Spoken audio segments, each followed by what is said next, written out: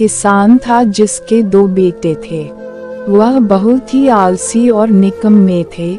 वह अपने पिता को कामकाज में हाथ बटाने के बजाय आलस किया करते थे, इधर उधर घूमते फिरते थे। किसान को अपने बेटों की बहुत फिक्र थी।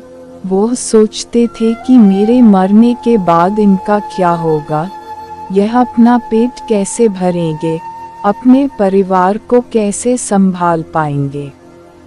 एक दिन किसान की हालत बहुत ही गंभीर थी। कहने का मतलब, किसान मरने की हालत में था।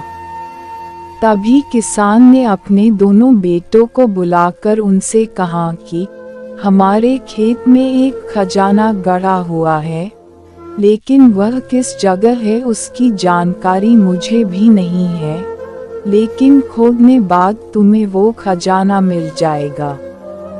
इतना कहकर किसान भगवान को प्यारे हो गए। खजाने की खबर सुनकर दोनों बेटों के मन में लालच आ गया और वो दोनों खेत पर चले गए और खेत को खोदने लगे। खजाने के लालच में कुछ ही दिनों में पूरे खेत को खोदने के बाद वह घर जाकर बैठ गए और वह अपने पिता को कोसने लगे। इसी तरह कुछ महीने बीत गए और वर्षा ऋतु का आगमन हुआ। किसान के बेटों के पास पेट भरने के लिए सिर्फ एक ही जरिया था, वो है खेती।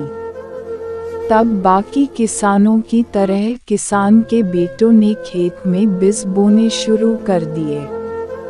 वर्षा का पानी पाकर वह बीज अंकुशित हुए और देखते ही देखते खेत लहराने लगे। ऐसा लग रहा था कि हवा के झोंके से लहरा रहा था।